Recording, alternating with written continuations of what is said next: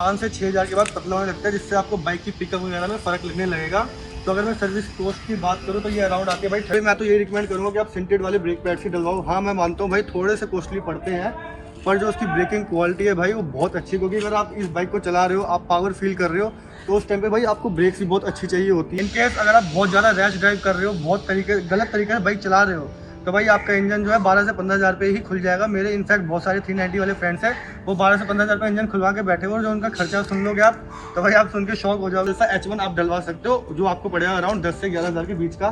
तो ये जो खर्चा है ये आपका आता है अराउंड 12 से 13 हज़ार किलोमीटर के आसपास। My YouTube family, welcome back to my new vlog. तो भाई आ चुका हूँ मैं फिर से एक व्लॉग लेके।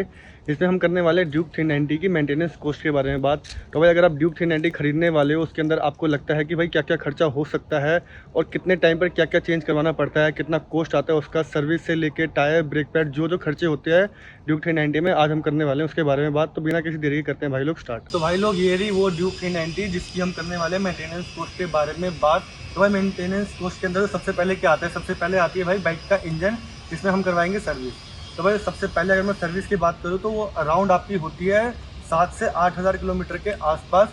कंपनी जो क्लेम करती है वो 7 से 8 हज़ार किलोमीटर के आसपास करती है, बट मैं आप लोगों को ये रिकमेंड करूँगा कि आप 5 से 6 हज़ार के किलोमीटर में सर्विस करवा लिया करो। क्योंकि जो इसमें मोटोल 7100 का ऑयल डलता है, वो 5 से 6 हज़ार के बाद पतला होने लगता है, जिससे आपको बाइक की पिकअप वगैरह में फ़र्क लगने लगेगा।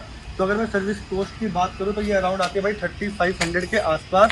और अगर इन केस भाई अगर इसमें और कुछ करवाना पड़े, लाइक आपको लग रहा है कि भाई मेरी बॉडी का जो एयर वगैरह है वो जो प्रॉपर नहीं पास हो रहा, तो उस टाइम पे आपको टोटल बॉडी भी क्लीन करवानी पड़ सकती है, जिसका अराउंड कॉस्ट आता है 6 से 700 के आसपास। तो अगर आपने टोटल बॉडी क्लीन करवा ली तो आपको जो सर्विस कॉस्ट पड़ेगा वो पड़ेगा अराउंड 4 से 4.5 हज़ार के बीच में।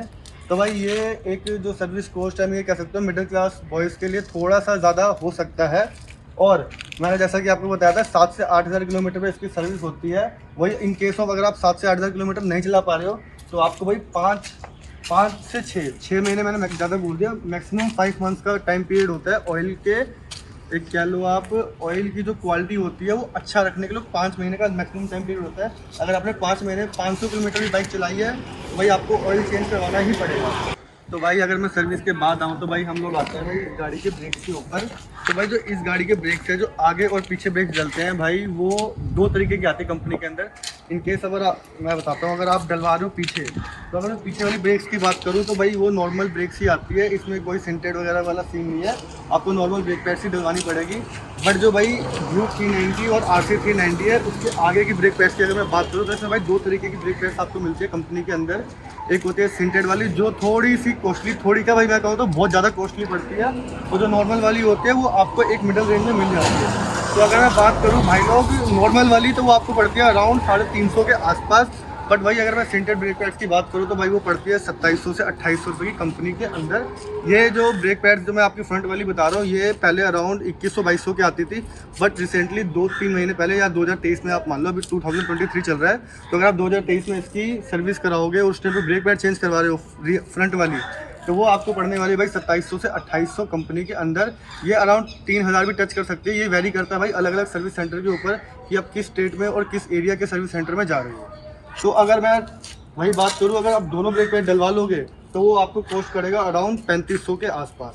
और ये आपको करवानी पड़ती है ब्रेक पैड ऑलमोस्ट चेंज 10,000 के आसपास। बाकी डिपेंड करता है भाई आप किस तरीके से ब्रेकिंग करते हो। अगर आप ज़्यादा ब्रेकिंग कर रहे हो तो आपको भाई थोड़ा हो सकता है जल्दी चेंज करवानी पड़े।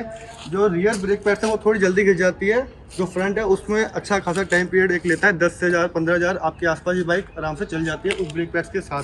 तो भाई मैं तो ये रिकमेंड करूँगा कि आप सिंटेड वाले ब्रेक पैड्स ही डलवाओ। हाँ, मैं मानता हूँ भाई थोड़े से कॉस्टली पड़ते हैं, पर जो उसकी ब्रेकिंग क्वालिटी है भाई वो बहुत अच्छी। क्योंकि अगर आप इस बाइक को चला रहे हो, आप पावर फील कर रहे हो, तो उस टाइम पे भाई आपको ब्रेक्स भी बहुत अच्छी चाहिए होती है। तो इसलिए मैं तो आपको ये रिकमेंड करूँगा कि अगर आप डलवा रहे हो तो पैसे खर्च के प्लीज़ यार थोड़े से कॉस्टली वाले सिंटेड ब्रेक पैड्स डलवा लेना। तो भाई ब्रेक पैड्स के बाद अगर मैं बात करूँ तो भाई हम लोग आना चाहेंगे टायर्स के ऊपर। तो भाई मैं आपको पहले ये बता दूँ भाई इस गाड़ी के अंदर टायर का जो सेक्शन होता है वो क्या होता है। तो अगर मैं फ्रंट टायर की बात करूँ तो भाई ये डलता है 110/55 R17, 110 सेक्शन का टायर है। वहीं अगर मैं बैक टायर की बात करूँ तो भाई ये है 150 सेक्शन का टायर, 150/55 R17। तो भाई पीछे 150 सेक्शन का टायर और आगे सेक्शन का टायर है।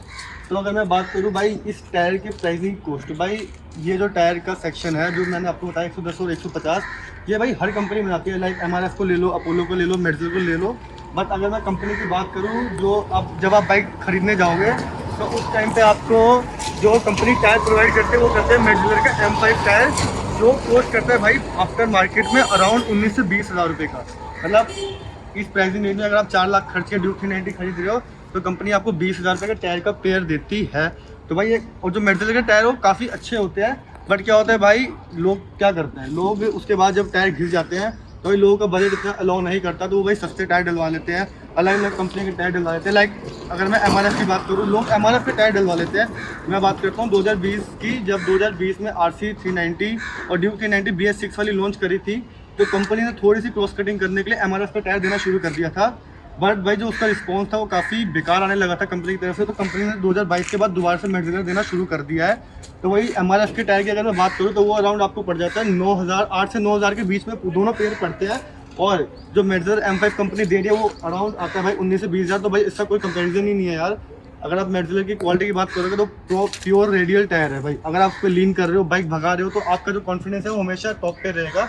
बट जो MRF टायर होता है भाई, उसका जो अगर मिडल आप देखोगे ना जब बाइक चलाओगे, तो वो हल्का सा फ्लैट होता है, उसको लीन करने में थोड़ा सा आपको जोर लगाना पड़ता है।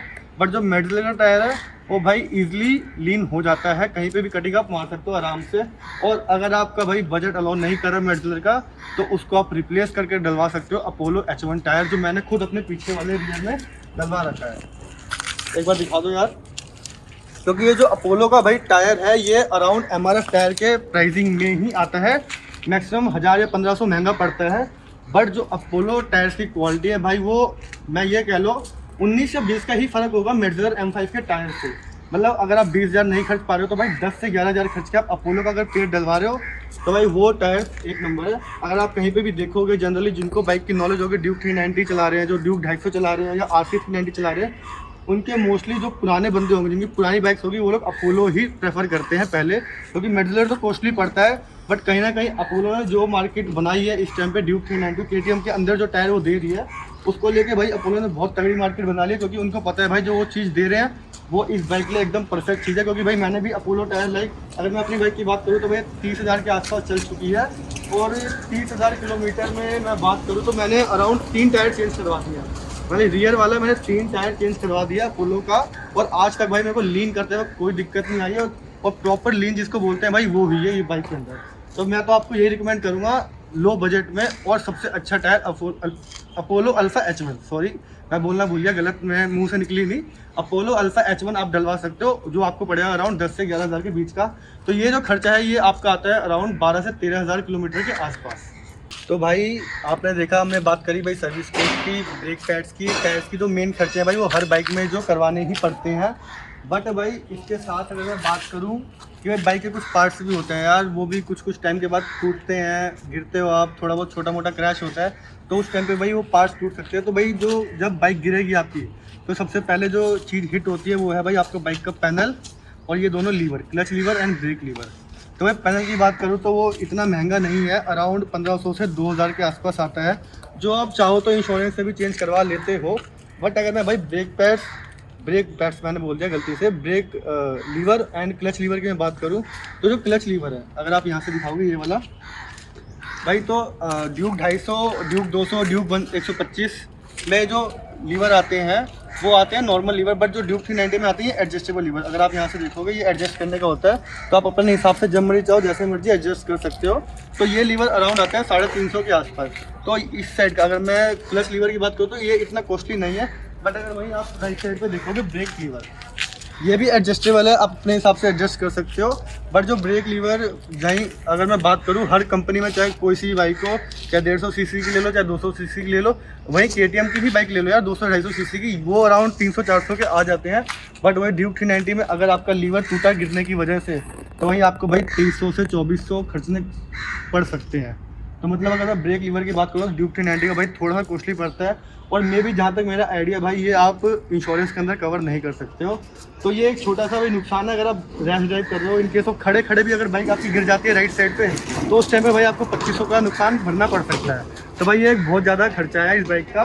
तो मेरे हिसाब से तो इस बाइक में और कोई ऐसा खर्चा नहीं है। अगर आप बहुत ध्यान से बाइक चला रहे हो, बहुत आराम से बाइक चलाते हो, तो मेरे हिसाब से आपको इसमें ज़्यादा पैसा खर्चने की जरूरत नहीं है। क्योंकि इनफैक्ट भाई मैंने सेकेंड हैंड खरीदी थी। मैं 2.5 या 3 साल से इस बाइक को चला रहा हूँ।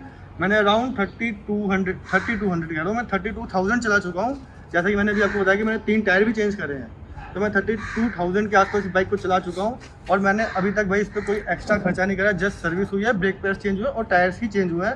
मेरा लीवर भी आज तक नहीं उतरा। अगर आप लीवर वगैरह पे देखोगे तो अभी जो कलर्स उतरते हैं लीवर के, आपको सिल्वर दिख रहा होगा। मतलब मैंने ब्रेक पैड्स मेरे आज तक, ब्रेक पैड्स कर रहा हूँ मैं, ब्रेक लीवर जो है मेरे आज तक नहीं टूटे हैं। तो भाई मैंने इस बाइक पे तो बहुत कम खर्चा किया इन केस, क्योंकि भाई मेरी बाइक जो है बाहर ज़्यादा मैं ट्रैवल ज़्यादा प्रेफर करता हूँ। दिल्ली में जो मैं वो स्कूटी वगैरह प्रेफर करता हूँ यार। बाहर जब मैं जाता हूँ तब मैं इस बाइक को निकालता हूँ। तो उस टाइम पे अगर मैं बात करूँ तो भाई मैं 4,500 से 5,000 आरपीएम पर आता हूँ। तो भाई आज तक इस बाइक के इंजन ने मेरे को कोई दिक्कत नहीं दी है।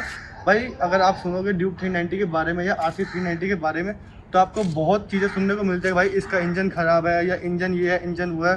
भाई जाहिर सी बात है, अगर आप इस 390 सिंगल सिलेंडर इंजन में जो हाई कंप्रेशन इंजन है इसका, तो ड्यूक 390 जो पावर देते हैं वो कोई 400 सीसी बाइक आपको नहीं दे पा रही है।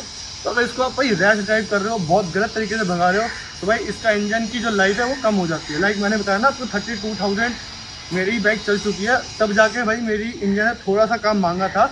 उसमें भी भाई मेरे इंजन का ना पिस्टन को कुछ हुआ ना हेड को कुछ हुआ।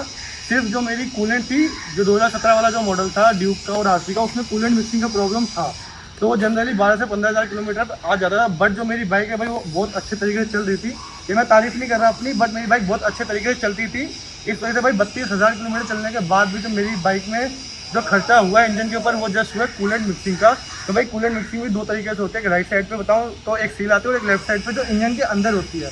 तो राइट साइड से भाई मेरी कोई दिक्कत नहीं थी, तो मुझे इंजन खुलवा के ही वो काम करवाना पड़ा। तो जब जो वाटर सील पंप होती है ना, तो वो चेंज करवानी पड़ी थी। तो जो वाटर सील पंप है यार, वो अराउंड कंपनी में बात करो 3-3.5 हज़ार रुपये के आसपास होती है। बट इंजन जब खुलता है तो भाई इसमें 2-4 चीज़ें और निकल के आ ही जाती है।